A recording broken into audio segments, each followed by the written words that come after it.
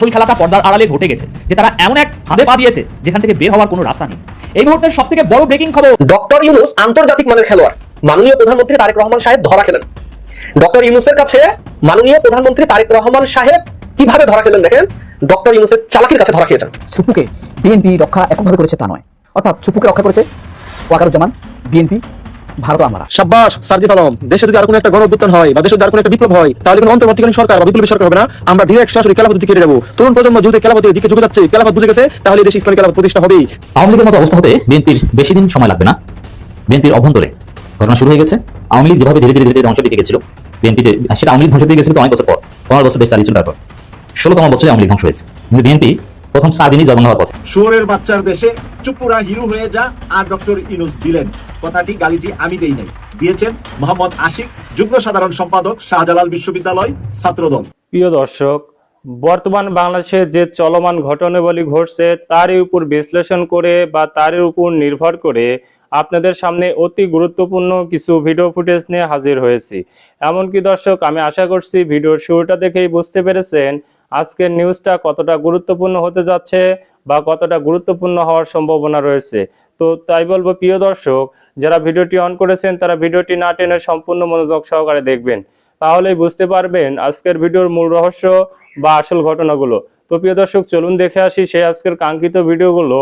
তবে তার আগে বলি, যারা এখন এই চ্যানেলটি সাবস্ক্রাইব করেননি তারা সাবস্ক্রাইব করে পাশে থাকা বেল আইকনটি বাজিয়ে দিবেন। আর যারা ইতিমধ্যে এই চ্যানেলটি সাবস্ক্রাইব করে রেখেছেন তাদেরকে অসংখ্য ধন্যবাদ। তো চলুন দর্শক, আমরা একটা লাইক দিয়ে ধারাবাহিকভাবে ভিডিওর সকল বিস্তারিত আলোচনা দেখে আসি। আওয়ামী লীগের মতো অবস্থা হতে বিএনপির বেশি দিন সময় লাগবে না। বিএনপির অভ্যন্তরে ঘটনা শুরু হয়ে গেছে। আওয়ামী লীগ যেভাবে ধীরে ধীরে ধীরে ধ্বংসের দিকে গেছিল, বিএনপিতে সেটা আওয়ামী লীগ ধ্বংসের দিকে গেছিল তো অনেক বছর পর, 15 বছর দেশ চালিয়েছিল, তারপর 16তম বছরে আওয়ামী লীগ ধ্বংস হয়েছে। কিন্তু বিএনপি প্রথম 4 দিনই জন্ম হওয়ার পথে। দর্শক দেখেন, একটা দল, একটা রেজিম ধ্বংস হওয়ার অনেক কারণ থাকে। আমি সব কারণ নিয়ে এই 8 মিনিট আলোচনা করতে পারবো না। বিএনপিতে এখন যা হচ্ছে, বিএনপির অত্যন্ত একিউট একটা সংকট এখানে অ্যাড্রেস করবো, যেটা আওয়ামী লীগের মতো পরিণতি। আওয়ামী লীগের মতো পরিণতি মিন্স গণঅভ্যুত্থানের ফলে পালানো। সেই পরিণতির দিকে বিএনপিকে নিয়ে যেতে পারে। It's possible, there is very much possibility. দর্শক, আওয়ামী লীগের হাজারো সংকটের মধ্যে একটা সংকট ছিল সিন্ডিকেট এবং ভূমিফোন নেতা, ত্যাগীদের মূল্যায়ন না করা। যে ছেলেগুলো আমার বন্ধু, বড় ভাই, যেগুলো ছাত্রলীগ ছিল, ছাত্রলীগ কেন্দ্রীয় সভাপতি, সেক্রেটারি, দিন রাত পরিশ্রম করে নিজের জীবন যৌবন সব বিসর্জন দিয়ে ছাত্রলীগ করতো, এবং ছাত্রলীগ করতে যে কত আকাম করেছে, ইচ্ছা করে আকাম করেছে, এই আকাম তার আদর্শের সাথে যায় না। আমি চিনি ছাত্রলীগের সেক্রেটারি হয়েছে এরকম একজনকে, অত্যন্ত ভালো ছেলে ছিল, আমার সাথে একসাথে নামাজ পড়তো, আমাকে ডাক দিয়ে যেত যে চলো নামাজ পড়ে। সেই ছেলে ছাত্রলীগ কেন্দ্রীয় সেক্রেটারি হয়ে কত আকাম করতে হয়েছে তাকে। আর অনেকে আছে যে নামাজি ভালো ছেলে, মাদ্রাসা করেছে, একসময় শিবিরের সাথী ছিল, কিন্তু এক পর্যায়ে ছাত্রলীগের হয়ে শিবিরও চেনে না, জামাতও চেনে না, জুমার নামাজও চেনে না, এতটা খারাপ হয়েছে।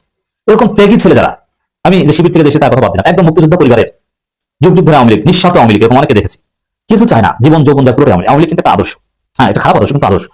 আওয়ামী লীগের প্রতি অনেক হাজারো লক্ষ মানুষ ডিভোটেড, যে নিষিদ্ধ গণহত্যা করেছে, তারপরও আওয়ামী লীগের সমর্থন করে, এই সংখ্যা প্রচুর। আওয়ামী লীগ যে আকাম করেছে, আওয়ামী লীগের যে অবস্থা হয়েছে, এই আকাম এবং এই অবস্থা যদি বিএনপির হতো তাহলে বিএনপির নেতাই খুঁজে পাওয়া যেত না, সমর্থক দূরের কথা। কিন্তু এত মহা অপরাধ করেও আওয়ামী লীগের সমর্থকের অভাব নাই। বাংলাদেশের ভোটারদের একটা বিরাট অংশ এখন আওয়ামী লীগ। It's true. বিএনপিতে এখন সেই অবস্থা শুরু হয়েছে, ত্যাগীদের কোনো মূল্যায়ন নাই বিএনপিতে। যত ভুইফোর এবং বাটপার শ্রেণী আছে, নব্য, দেখেন বিএনপির এমন ঘটনা ঘটেছে, বিএনপির ভিতরে প্রশাসন যে সাজিয়েছে, বিএনপি সচিব, উপসচিব, নানান জায়গায় ডিসিমিসি এবং নিয়োগ দেওয়ার প্রক্রিয়া চলছে নতুনভাবে। এইসব জায়গায় নব্য বিএনপি জয় জয়কার, অরিজিনাল বিএনপিকে অনেক জায়গা থেকে বঞ্চিত করেছে।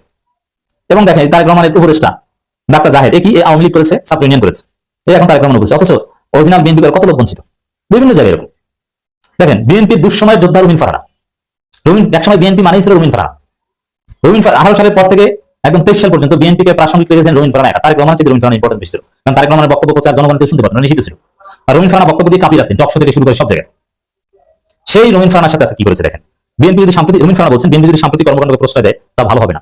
তার মানে ভুইভোটের রাজত্ব এখন রুমিন ফারহানাদের চেনে না, এখন চেনে সেই পালাতকদের, যারা পালিয়ে পালিয়ে থেকে, ইকবাল হাসান টুকুদের চেনে, সেই টুকুরও এখন মন্ত্রী হয়।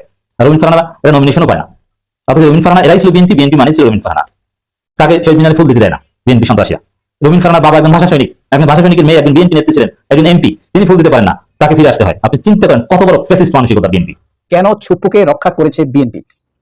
অ্যাকচুয়ালি এই ব্যাখ্যাতে যা বেরিয়ে এসেছে, সুপুকে বিএনপি রক্ষা এককভাবে করেছে তা নয়। সুপুকে রক্ষা করার জন্য বিএনপির দ্বারস্থ হয়েছে ওয়াকারুজ্জামান, অর্থাৎ সুপুকে রক্ষা করেছে ওয়াকারুজ্জামান, বিএনপি, ভারত আমরা। এই ছুপ্পু পাবনা জেলা ছাত্রলীগের সভাপতি ছিল, তারপর সে আওয়ামী লীগের জেলা আওয়ামী লীগের প্রচার সম্পাদক হয়, পরবর্তীতে আওয়ামী লীগের কেন্দ্রীয় প্রচার ও প্রকাশনার কমিটির উপকমিটির চেয়ারম্যান নির্বাচিত হয়। কতটা হিংস্র, আনুগত্যের কতটা পরীক্ষা দিলে কতটা অসৎ হলে এতটা এই কাজ সে করতে পারে। এবং তারপরে সে ছাত্র জীবন শেষে সে আবার দায়রা জজ হয়েছিল, সেখানে তার অপকর্মের ঘুষ লেনদেনের ইয়ত্তা নেই, শেষ নেই।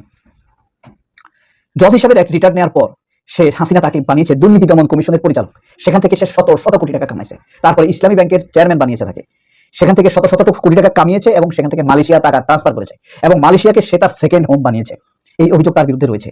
এমন একজন দুর্নীতিগ্রস্ত লোককে আইনের আওতায় না এনে বিএনপি তাকে রক্ষা করেছে। তাদেরকে ছবল মারার মানুষটি তারা আগেই তৈরি করে রেখেছে। এই হলো শাহাবুদ্দিন ছুপ্পু।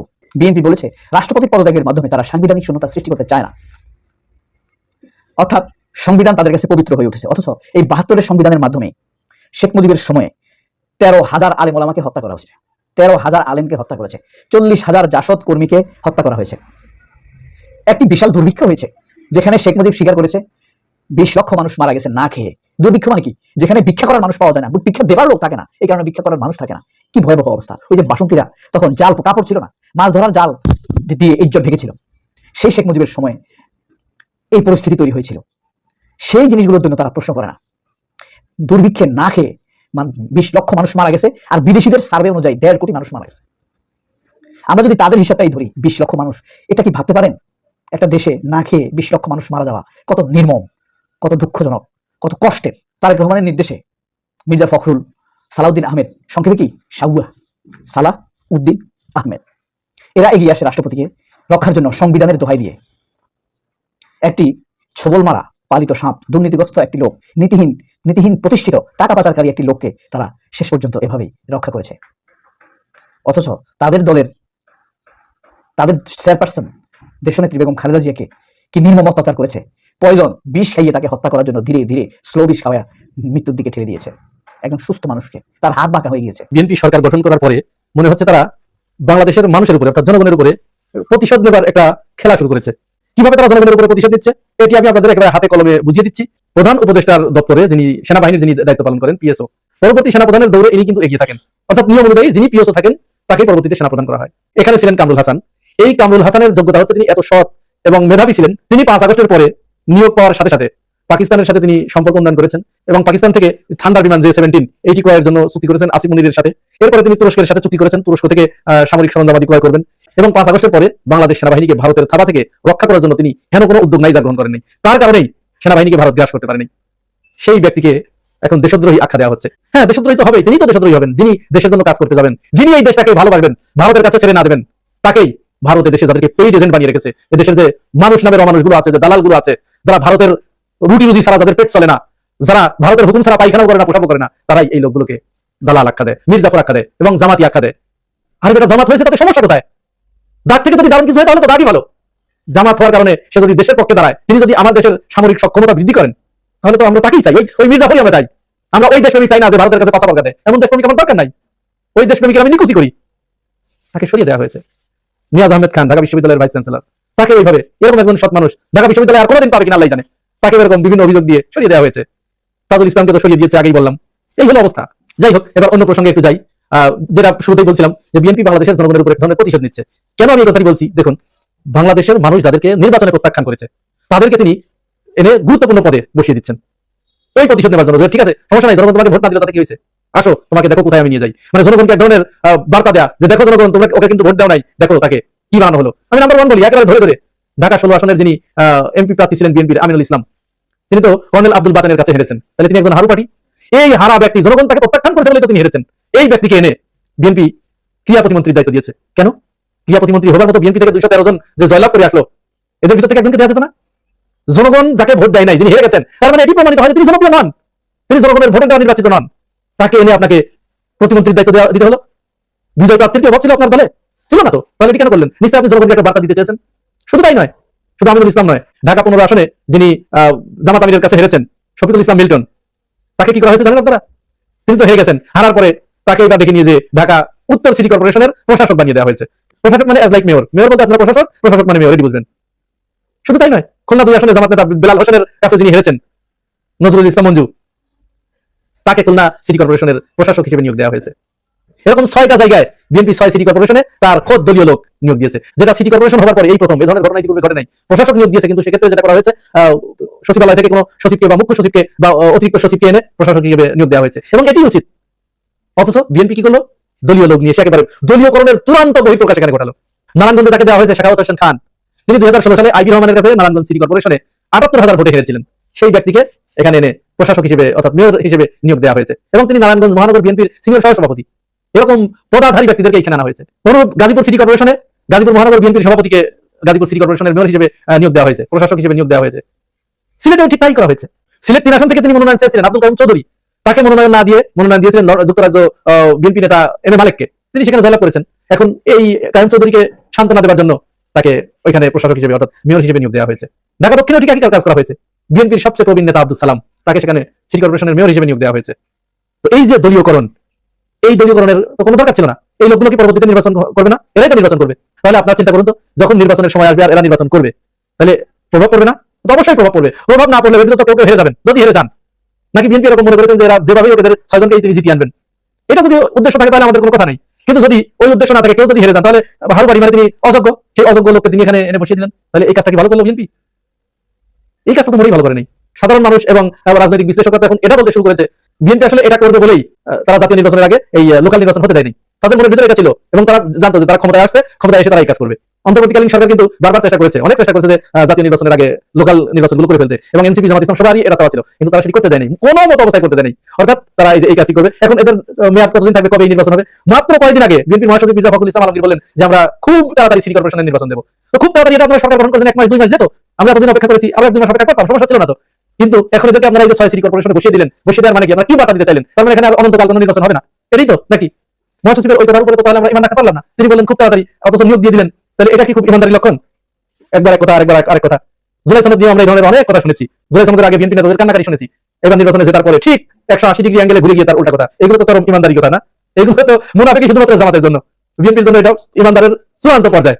মাঝখানে যে 3-4টা ঘন্টা কি ঘটনা ঘটছে, এই ঘটনা সত্যি একদিন প্রকাশ পাবে, সত্যি কেউ চাইপা রাখতে পারবেন না। তবে আমার কেন জানি মনে হয় ওই টাইমটা কেউ আইসা হয়তো জামাতের আমির সাহেবের সামনে কেউ মাথায় রেখেন, কেউ বলতে সাধারণ কেউ না, কিন্তু একদম ডিপ স্টেটের গভীরের ভিতরের কেউ আইসা বলছে আপনারা যদি জিতা যান, আপনারা যদি পাশ করে ক্ষমতায় আসেন, সবাই বলবে রাজাকাররা ক্ষমতায় নিয়ে নিছে, জঙ্গিরা ক্ষমতায় নিয়ে নিছে, স্বাধীনতার পক্ষে 2 দল এক হইয়া এমন একটা অবস্থা করবে, এই দেশে গৃহযুদ্ধ হবে, রক্তপাত হবে। এখন আপনি বলেন কি করবেন? যদি আপনারা পাশ করেন, ক্ষমতা নিবেন? আমার মনে হয় এরকম একটা প্রশ্ন ছেড়ে দিছে। ওই 3-4 ঘন্টা গভীরভাবে চিন্তা করছে। কথা তো সত্য, কারণ যারা এসা এই প্রশ্নগুলো করছে তারা হয়তো প্রমাণ সহকারে দেখাই দিছে, ভিডিও দেখাইছে, অডিও শুনাইছে। দেখেন তারা প্ল্যান করে ফেলেছে, প্রোগ্রাম করে ফেলেছে। আপনারা ক্ষমতা নেওয়ার সঙ্গে সঙ্গে তারা ঝাঁপায়া করবে রাজাকার, আল-বদর এবং ওই জঙ্গিরা দেশ নিয়ে নিছে, তালেবানরা দেশ নিয়ে নিছে, দেশটা আফগানিস্তান বানায় ফেলাইছে। তখন সারা পৃথিবী থেকে আন্তর্জাতিকভাবে একটা চাপ আসবে। আপনারা কি ক্ষমতা ধরে রাখতে পারবেন? আর সবচেয়ে বড় প্রশ্ন, 18 মাস আগে যাদেরকে রাখা গেছে প্রশাসনের ভিতরে, যাদেরকে রাখা গেছে ওনারা দিল্লিতে, তারা এবং এই গত 18 মাসে এখন যারা ক্ষমতা আসলো, তাদের যে লোকজন আছে প্রশাসনে, সব জায়গায় আছে তো ভাই, তারাই তো দলে ভারী। তারা কি আপনাকে সাহায্য করবে? ওই ডিপ স্টেট এরকম প্রশ্ন করতে পারে ডাক্তার শফিকুর রহমান স্যারকে। তারাও কিন্তু আপনাকে হেল্প করবে না, আর তারা স্বাধীনতার পক্ষের 2 দল এক হইয়া এমন একটা অবস্থা করবে, আপনারা তো শেষ হবেন, আপনাদের জামাত ইসলামের নামটা চিরদিনের জন্য মুছা যাবে। তার মানে কি আজ তোমার কাল আমার, ওই ফর্মুলায় চলে যান। এরকম হয়তো বুদ্ধি পরামর্শ দিচ্ছে, আর উনিও কল্পনা করে দেখছে হ্যাঁ ঠিকই তো, উনি যেসব প্রমাণ দিল এবং উনি যেসব যুক্তি দিয়া প্রশ্ন তুলে ধরলো, কথা তো সত্যি। আমি যদি এখন ক্ষমতায় চলে যাই, তাহলে তো ভাই অনেক মায়ের বুক খালি হবে, অনেক বোনের বুক খালি হবে, এই দেশ আবার রক্তাক্ত হবে, এবং আন্তর্জাতিক চাপে আমাকে হার মানতে হবে। আমি হার মানা মানি আমার দলটা শেষ হয়ে যাওয়া। তার মানে ভাই আমি পিছিয়ে গেলাম, তোমরা আগে যাও। এরকম কিছু হইতে পারে নাকি? ওই 4-5 ঘন্টা, এগুলো আমার মনের মধ্যে প্রশ্ন। সাধারণ মনে এই প্রশ্নগুলো উঠে, উত্তর খুঁজে পাই না। সাধারণ মানুষ, সাধারণ প্রশ্ন আপনাদের কাছে রাখা গেলাম, প্রশ্নগুলো আপনারা উত্তর দিবেন। হ্যাঁ ভাই, আপনারা উত্তর দিবেন। বর্তমানে আমি যা কিছু দেখতেছি এবং যা কিছু শুনতেছি, বড় বড় মন্ত্রীরা বলতেছে যা কিছু হবে আইনের মাধ্যমে হয়ে যাবে। তার মানে আইনের ফাঁক দিয়ে তারা বের হয়ে যাবে। এর মধ্যে আমাদের মাননীয় স্বরাষ্ট্রমন্ত্রী অলরেডি ঘোষণা দিয়েছে 1202 জনকে রিলিজ করা হবে, মুক্ত করে দেওয়া হবে জেলখানা থেকে। এরা কারা আমি জানি না। আচ্ছা ধরে নিলাম এরা কোনো অপরাধ করে নাই, বিনা অপরাধে জেলে ছিল, এই জন্য উনি মানবিক কারণে এদেরকে ছেড়ে দিচ্ছে। আমার প্রশ্ন, আইন কেন এতদিন ছাড়লো না? আইন কি করলো? আইন কেন হুকুমের জন্য অপেক্ষা করলো? উনি স্বরাষ্ট্রমন্ত্রী কবে হবে, তারপর উনি অনুমতি দিবে, তারপর ওনারা ছাড়বে। এটা কি আইনে লেখা আছে? আইন যদি দেখে এই লোকগুলো অপরাধ করে নাই, কেন ছাড়ে নাই? কারা তাদেরকে আটকে রাখছিল? এইটাই আমার মাথায় ঢুকে না। ওই যে সরল মানুষ সরল প্রশ্ন, এই প্রশ্নগুলোর উত্তর আমি খুঁজে পাই না। ওনার অনুমতি লাগবে কেন? উনি কেন ঘোষণা দিবে? ওনার কথা থেকে আইন চলে কিনা? এরকম প্রশ্ন আমার মধ্যে জায়গা উঠে। আপনাদের মনে জাগে কিনা আমি জানি না। যাই হোক, বেশি প্রশ্ন জায়গা ঠিক না। কেমন জানি সবকিছু চেঞ্জ হয়ে যাচ্ছে, সবকিছু এখন বৃথা। কেউ কোনো কিছু মানতে চায় না, কিছু মানতে চায় না। আমরা যে 70% মানুষ ভোটে জয়যুক্ত হইলাম, আমাদের এই 70% মানুষের অধিকার কে আদায় করে দিবে? কেউ কি আছে? নিশ্চয়ই আছে। ডক্টর ইনুস স্যার তো আছে, ওনার গুলশানের বাড়ি ঠিক করতেছে। হঠাৎ করে কেন ওই বাড়িটা ঠিক করতে দিল? আমার মনে হয় ওনার বিদেশ চলে যাওয়ার প্ল্যান ছিল, কিন্তু হঠাৎ করে উনি সিদ্ধান্ত নিছে। কখন সিদ্ধান্ত নিছে? যখন দেখছে ওনারা শপথ নাই তখনই সিদ্ধান্ত নিছে। তৈরি ঘড়ি করে বাড়ি ঠিক করতেছে। উনি বিদেশ যাচ্ছে না, দেশে থেকে কাজ করবে, দেশের মানুষের পাশেই থাকবে। আপনারা যারা এখন বলার চেষ্টা করতেছেন, তারা আইনের আওতায় আনবেন, তারা গালাগালি করতেছেন, মানি লোকের মান নিয়ে ছিনিমিনি খেলতেছেন। ওই লোকটা নাকি দেশটা ধ্বংস করে দিছে, দেশটাকে নাকি আমেরিকার কাছে বেচা দিছে। আবার দেখেন একজন মহামান্য রাষ্ট্রপতি আইসা বলতেছে তার উপরে জুলুম হয়েছে, সেও আঙুল দিয়ে দেখাই দিতেছে ওই যে ডক্টর ইনুস আসামি। আর ওই সুযোগটা নিয়ে দেখেন আওয়ামী লীগ এবং বিএনপি ওনারা ঝাঁপায় পড়ছে। অনেকেই বলার চেষ্টা করতেছে ওরে বিদেশ যাইতে দিবেন না, তার পাসপোর্ট ছিনে আনেন, তার আটকায় ফেলান। আরে বেটা, সবাই এক পাল্লায় মাপলে হবে? ভাই খুব হাসি ভাই, সবাই এক পাল্লায় মাপিস না। উনি কেন যায় না এটা বুঝানে, উনি চলে যাওয়ার প্ল্যানে ছিল, কিন্তু উনি যখন দেখছে হায় এরা তো শপথ নাই, ওরা তো গাদ্দারি করছে, যার জন্য যায় নাই। হ্যাঁ ভাই, সত্যি গাদ্দারি করছে। দেশের 70% মানুষ হ্যাঁ ভোটে ভোট দিছে, তাদের সাথে গাদ্দারি করছে, জুলাইয়ের সাথে গাদ্দারি করছে। ও গাদ্দার বলে তো আবার বোঝা যাইতেছে পাকিস্তানি ভাষা হ্যাঁ করলাম, তার মানে কি দুশ্মনী করছে, মানে বেইমানি করছে। হ্যাঁ ভাই, আমাদের সঙ্গে বেইমানি হয়েছে, এটা আমি বলবো ভাই, জোর গলায় বলবো, বেইমানি করা হয়েছে। আমরা 2টা ভোট দিছি, একটা মাইনে আপনারা পাওয়ারে চলে গেলেন, আরেকটা ভোট এখন মানতে চান না। মানতেই হবে, হ্যাঁ ভাই মানতেই হবে। রোজা যাক, ঈদ যাক, আনন্দ যাক, উৎসব যাক, আপনারা হানিমুন টাইমটা পার করেন, তারপরে দেশের লোক নিশ্চয়ই আপনাদের কাছ থেকে তাদের অধিকার আদায় করে নিবে। আর আদায় করতে গেলে ওটা দমন করবেন, ডিসি মাসুদ সাহেবের মতো অনেক মাসুদ সাহেব আপনারা নামায় দিবেন। কিন্তু বিদায়ের আগে একটা কথা বলবো, এই মাসুদ সাহেবকে যদি আমাদের স্বরাষ্ট্রমন্ত্রী সালাউদ্দিন আহমেদ সাহেব ওনার দেশের এলাকায় পাঠায় দিতে পারে, হ্যাঁ ভাই, কক্সবাজার আর ওই টেকনাফের দিকে যেখান থেকে মাদক আসে ওইখান থেকেই তো আমদানি হয়। উনি যে সিঙ্গাম হতে চাইতেছে সরাদি উদ্যানে, আমি মনে করি উনি টেকনাফে যায় যদি সিঙ্গাম হয়ে দেখাইতে পারে তাহলে আমি সেলুট জানাবো। হ্যাঁ ভাই, সেলুট জানাবো। মাদক তো ওইখান থেকেই আসে। এখানে ইউটিউবার সাংবাদিকদের ডাইকা এই ফটো সেশন করার দরকার নাই। এখানে গাঁজা মদ বিক্রি হয়, এটা আমরা আগেই জানি। মাঠের চারদিকে 4টা অস্থায়ী পুলিশ ক্যাম্প বানায় দেন, দেখবেন সবকিছু সাফ হয়ে যাবে। এখানে সময় নষ্ট না করে ওই যে যেখান থেকে মাদক আমদানি হয়, আর যে মাদকের কারণে আজকে পুরো দেশে অস্থিরতা, আপনারা যে খুন খারাপি রাহাজানি দেখেন, এগুলো স্বাভাবিক কোনো মানুষ করে না ভাই। সব মাদকের রিয়াকশন, এই মাদক টাইনা টুইনা তারপর আইসা ওই রাহাজানি লুট পাট খুন খারাপি করে। ওই মাদক বন্ধ করলে অনেক কিছু ঠিক হয়ে যাবে। বিদায়ের আগে শুধু এইটুকুই বলবো, জোর জুলুম করে না কোনো কিছু যে হয় না, সেগুলো ইতিহাসই সাক্ষী দেয়, তাই না? ঢাকা বিশ্ববিদ্যালয় থেকেই অচিরেই ব্যর্থ স্বরাষ্ট্রমন্ত্রী, হ্যাঁ 7 দিনই বোঝা গেছে যে তিনি কি পারবেন। শিলং ফেরত ভারতের ট্রেনিং প্রাপ্ত জনাব সালাউদ্দিন আহমেদের পদত্যাগের দাবি উঠবে, লিখে রাখেন। এই ঢাকা বিশ্ববিদ্যালয়ে ফুসে উঠবে এই স্বরাষ্ট্রমন্ত্রীর বিরুদ্ধে। দর্শক দেখবেন যে বৃহত্তর চট্টগ্রামের লোক না, কক্সবাজারের পুরো পুলিশকে চট্টগ্রামকরণ করে ফেলবে। স্বজন প্রীতি দুর্নীতি কত প্রকার কি দেখবেন। আইজিপিকে সরিয়ে দিয়েছে, স্বরাষ্ট্রমন্ত্রী পুলিশ নিরীহ শিক্ষার্থীদের নির্যাতন করা শুরু করেছে, সাংবাদিকদের পেটানো শুরু করেছে। অতএব এই নতুন বাংলাদেশে এটা আওয়ামী লীগ না যে আপনি সাংবাদিক পিটিয়ে ক্ষমতায় থাকবেন, ঢাকা বিশ্ববিদ্যালয়ের শিক্ষার্থী নির্যাতন করে আপনি ক্ষমতায় থাকবেন, বিষয়টা এরকম নয়। প্রথমে দেখবেন যে আপনার পদত্যাগের দাবি উঠবে, তারপরে পুরো সরকারকে ফেলে দেওয়ার দাবিতে আন্দোলন চলবে। এটা ঢাকা বিশ্ববিদ্যালয় করবে। জামাত কখনোই এই সরকারের বিরুদ্ধে আওয়ামী স্টাইলের বিরোধী দলীয় ভূমিকা পালন করবে না। জামাত অনেকটা চুপচাপ থাকবে, কিন্তু হ্যাঁ গত 24 ঘন্টা জামাত কিন্তু নড়ে চলে বসেছে। জামাতের সিগনিফিকেন্ট ডেভেলপমেন্ট হয়েছে। জামাতের এই চুপচাপ ভাব বেশি দিন থাকবে না। হয়তো বিএনপির সাথে জামাত এনসিপি একটা আন্ডারস্ট্যান্ডিং হয়েছে, কিন্তু এই আন্ডারস্ট্যান্ডিং বেশি দিন থাকবে না। সামনে পরিস্থিতি উত্তাল হবে, বিএনপি পরিস্থিতি সামাল দিতে পারবে না। শিক্ষার্থীদের হাতেই বিএনপির জয় বাংলা হবে, শিক্ষার্থীদের হাতেই বিএনপি 12টা বাজবে। বিএনপি তাদের ইনিংস শুরু করেছে শিক্ষার্থী পেটানোর মধ্য দিয়ে, বিনা কারণে সাংবাদিক পেটানোর মধ্য দিয়ে। অবশ্য সাংবাদিককে কখনো এই সরকারের 12টা বাজাবে না, কারণ সাংবাদিকরা 99% দালাল এবং নিউজ পেপারগুলো সব বিএনপির দখলে। সাংবাদিকরা কেউ স্বাধীন নয়, তাদের হাউসের কাছে তারা ধরা। সাংবাদিকদের পেটালে কিচ্ছু আসে যায় না, তাদের হাউস আপোষ করলেই সাংবাদিকদের জীবন, তাদের মাইল খাওয়ার সমাধান ওইখানে শেষ। এই জন্য কিন্তু ঢাকা বিশ্ববিদ্যালয়ের শিক্ষার্থী কিংবা বাংলাদেশের কোনো শিক্ষার্থীদেরকে নির্যাতন করে বিএনপি সরকার পার পাবে না। কড়াই গন্ডার হিসাব শিক্ষার্থীরা নিবে। ঢাকা বিশ্ববিদ্যালয় কিন্তু জেগে উঠেছে। ঢাকা বিশ্ববিদ্যালয়ের শিক্ষার্থীরা শাহবাগ থানা ঘেরাও করেছে, ডাকসু প্রতিবাদ করেছে, রাজু ভাস্কর্য মিছিল হচ্ছে। এটা ধীরে ধীরে তীব্র থেকে তীব্রতর হবে। এই পালায় হয়তো বিএনপি বেঁচে যাবে, কিন্তু বিএনপি আকাম নিশ্চিত করবে, প্রতিনিয়ত করবে। কারণ এমন কোনো দিন নাই যে বিএনপি সন্ত্রাসীরা বাংলাদেশে কোনো অঘটন না ঘটায়। এখন তো কারণ আরেকটা যুক্ত হয়েছে, আওয়ামী লীগ এখানে এসে গেছে। আওয়ামী লীগ বিএনপিকে হত্যা করে, আওয়ামী লীগ বিএনপিকে পিটায়, বিএনপি অফিস ভেঙে চুরে চুরমার করে দেয়। গোপালগঞ্জে, নাটোরে, মাদারীপুরে, নারায়ণগঞ্জে আওয়ামী লীগের লোকজন বিএনপিকে আচ্ছা মতো পিটায়। তা পরিস্থিতি বিএনপি সামাল দিতে পারবে না। এক পর্যায়ে ঢাকা বিশ্ববিদ্যালয়ের শিক্ষার্থীরা জেগে উঠবে, আর এই বিএনপি অনতিবিলম্বে অচিরেই ঢাকা বিশ্ববিদ্যালয় দখল করতে যাবে, ডাকসুকে অগোচর করে দেবে। নতুন ভিসি নিয়োগের পরে দেখবেন যে ঘটনা শুরু হয়ে গেছে। তখন শিক্ষার্থীরা একটা পর্যায়ে ক্ষুব্ধ হয়ে যাবে। আমার মনে হয় যে বিএনপি দেশ চালাতে পারবে না। তো দর্শক, ঢাকা বিশ্ববিদ্যালয় থেকেই স্বরাষ্ট্রমন্ত্রীর পদত্যাগের দাবি উঠবে, এটা আমার প্রেডিকশন। এবার না হলে সামনে উঠবে, একটু সময় দিবে হয়তো শিক্ষার্থীরা, কিন্তু স্বরাষ্ট্রমন্ত্রীকে জবাব দিতে হবে এবার থেকে। তার পুলিশের বিরুদ্ধে, তার ডিসি মাসুদ সন্ত্রাসী কায়দায় যেভাবে শিক্ষার্থী পেটাচ্ছেন, সাংবাদিক পেটাচ্ছেন, এই বিষয়ে তার জবাব দিতে হবে। দর্শক, জামাত ইসলামী গত 24 ঘন্টায় সিগনিফিকেন্ট ডেভেলপমেন্ট দেখতে পাচ্ছি। প্রিয় দর্শক, আমি আশা করছি ভিডিওটি সম্পূর্ণ মনোযোগ সহকারে দেখেছেন। সেই সাথে ভিডিও সম্পর্কিত কোনো তথ্য বা মতামত থাকলে কমেন্ট বক্সে জানিয়ে যাবেন। আজকের মতন এখানে শেষ করছি। ফিরে আসছি আগামী দিনে নতুন একটি টপিক নিয়ে। সে পর্যন্ত সবাই ভালো থাকবেন। আল্লাহ হাফেজ।